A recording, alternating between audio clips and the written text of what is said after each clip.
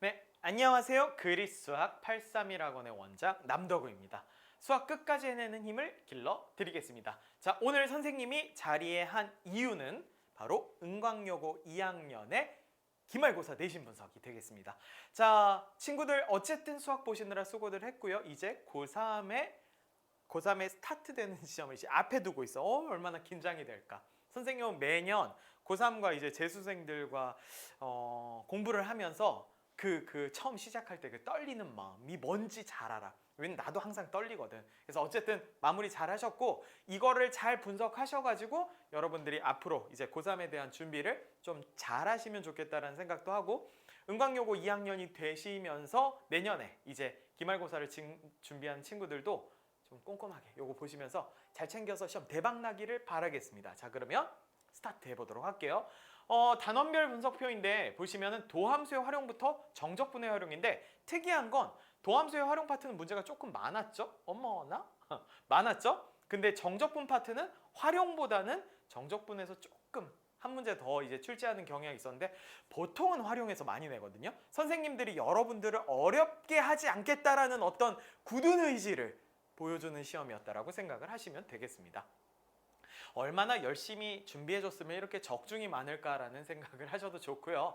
여러분들한테 포인트는 이런 식들로 문제가 구성이 되어져 있었구나라는 거에 대한 생각해 주시면 좋을 것 같고요. 난이도들 쭉 보시면서 문제에 대한 내가 시험 준비를 했을 때에 대한 어떤 압박감, 그리고 선생님들이 여러분들에게 시험을 봤을 때 어떤 그 부담감을 좀 낮춰주는 그런 상황이었구나라는 것들을 좀 아시면 좋을 것 같습니다.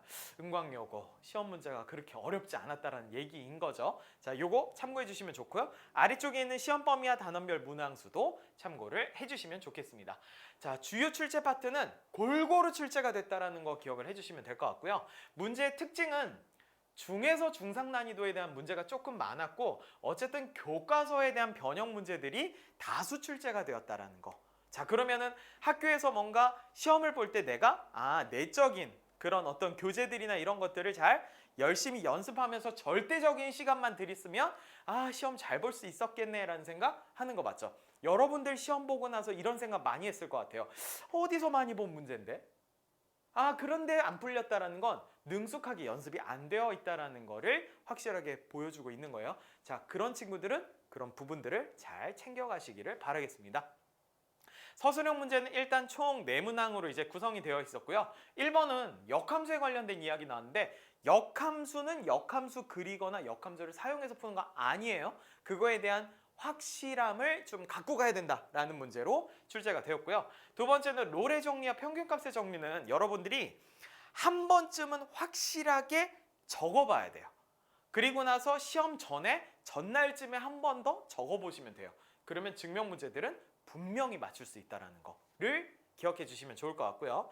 3번 같은 경우 이제 구간에 따라서 뭔가 계산을 많이 해야 될 것 같았지만은 결국에는 그냥 최소 갖고 하는 문제였다라는 거를 확인할 수가 있었어요. 어려운 것 같았는데 약간 어려움을 가장한 문제였어. 어렵지 않았어. 그냥 겉으로 보기에는 의학인 것 같았지만은 약간 순한 양 같은 아이였다라고 보시면 될 것 같고요. 3번 같은 경우에는 이제 부정적분으로 단독적으로 출제된 유일한 문제였다라는 거.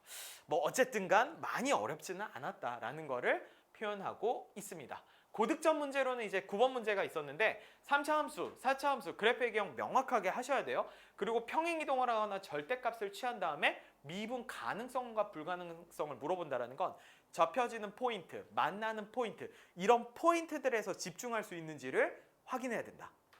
라는 게 이제 객관식 9번에서의 약간 고난도 문항이었고요.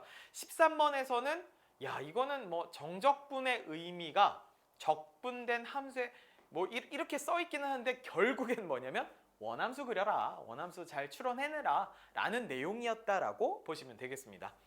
자, 14번 같은 경우의 문제는 접선을 활용한 문제. 접선을 활용한 문제는 총 유형이 3가지가 나오는데 그 중에서도 접선의 개수가 3개가 되게끔 하면서의 어떤 그래프의 구조, 그림을 활용하는 문제였는데 난이도가 꽤 높은 아이예요. 중상 이상부터 시작을 하는 아이이기 때문에 이런 것들은 연습해서 맞출 수가 있다는 거.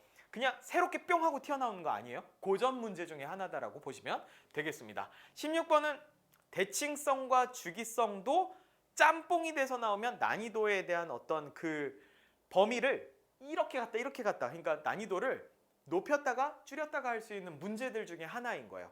그래서 다양하게 풀어보시는 게 좋다라는 거를 좀 기억해 주시면 좋겠습니다. 포인트는 이래요. 수투 과목에서는 어쨌든 유기적으로 연계가 된다라는 거, 그게 포인트입니다. 어떤 한 단어도 중요하지만 연결이 된다라는 게 가장 중요하기 때문에 그런 거 꽉 잡고 가시면 좋을 것 같고요. 은광여고 시험에서는 뭐 어쨌든 야, 이거는 교과서가 중요했다라는 거를 계속해서 강조를 하는 어떤 내용으로 저희가 일단 적어놨고요. 그 다음에 이제 중상 난이도에서 중난이도 사이에서 왔다 갔다 하는 내용들이었다라는 거. 마지막으로 여기서부터 여기까지 보시면 그냥 다 교과서야. 그냥 여러분들 교과서 열심히 하라는 소리예요. 그 알잖아요. 대학 잘 간 친구들이 뭐라고 얘기해? 교과서로 공부했습니다 라고 얘기를 하잖아요. 교과서로 공부를 열심히 하셔야 됩니다. 네, 뒤에서 이제 촬영 중이신 우리 PD님께서 굉장히 좋아하시네요. 자, 이렇게 내용은 모두 다 마무리했습니다. 이제 고3이 되는 은광여고 2학년 여러분들 고생 많으셨습니다. 자, 겨울방학이 또 찬스예요. 열심히 준비하시면서 고3 생활 잘 하시기를 바라겠고요. 이제 내년에 또는 구후년에 보시는 이 은광여고 2학년 친구들은 기말고사 이 내용들을 바탕으로 해서 잘 준비해 주세요.